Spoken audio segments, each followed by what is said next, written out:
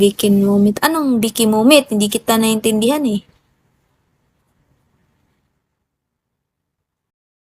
Yes. Tulog sa umaga, patay yung yung ilaw. Kasi gusto kong matulog nang walang ilaw eh. Hello, madlang people. Meow, meow, meow, meow, meow. Meow, meow, meow, meow. Anong SS?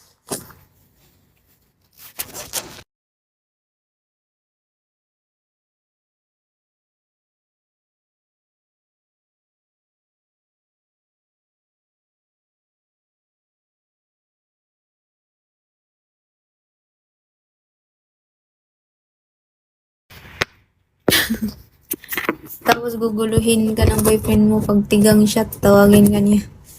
Hindi, tatawagan niya ako. Bakit? Sabi niya, why you offline so long? Where are you? Where are you? Do you have a man in the house? Ganun.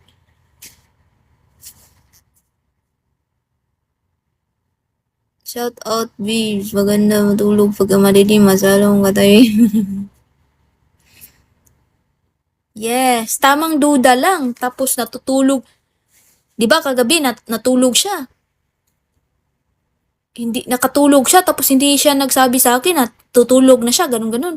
Ngayon, nagigising siya mga alas 4, bandang alas 4, sabi niya, tinatawagan niya ako, sabi niya, I'm sleepy, anong ganun.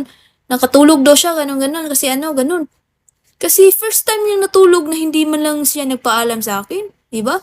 Pag-aano na talaga, yes, I can speak English. You want me to speak English? Grabe niya ka guys. Ako din naman, tamang duda din naman ako. So, hindi ko na lang siya inaway kasi alam ko na talaga siya, wala siyang tulog kasi lasing siya nung kahapon, nung isang gabi. Tapos, nakatulog pala siya pagkatapos ng call namin sa mga bandang alas 11, nakatulog pala siya. Yes, pinagdudahan ko pa talaga. Akala ko lumabas siya. Pero alam ko naman na feel ko natutulog siya kasi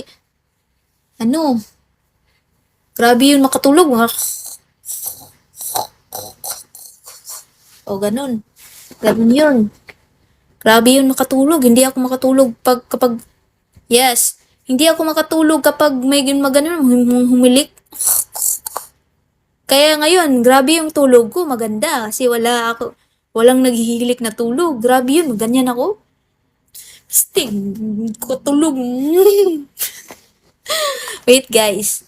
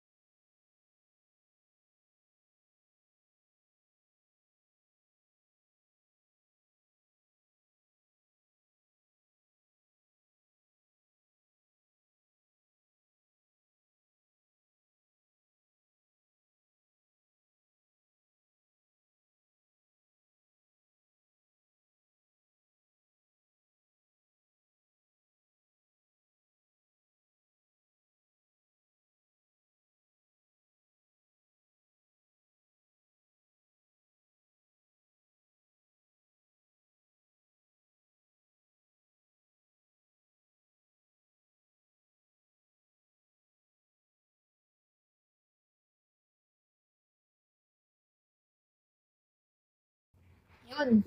Yun na nga. Pag-uwi niyan siya na pag pinagod mo, sobrang lakas hilik. Pag-uwi niyan siya, hindi, mahilik talaga siya kasi grabe yung tiyan na, ang laki. Malaki yung tiyan niya.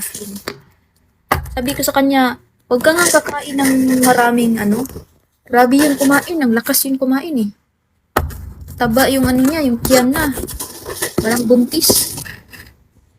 Para siyang buntis. Tapos yung kilikili niya maitim. Tapos yung kilikili niya ay sobrang itim. Minsan nilalagyan ko na nga ng cream eh, kasi para pumuti naman, di ba? Sabi niya sa kakataba din, sa sobra daw yung taba niya, kaya umitim daw. Sabi niya sa akin. Bata pa kasi siya eh. Gusto pa ng ano. Gusto niya ng may, kaya pala sinasabi mo kasi magkape lang ako.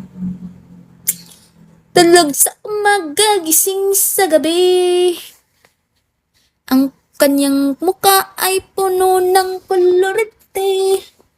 Okay na ba guys?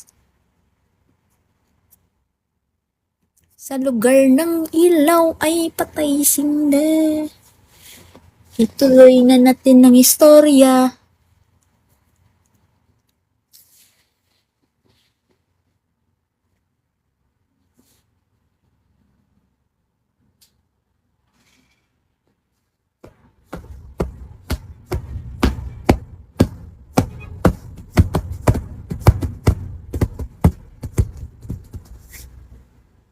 Hi!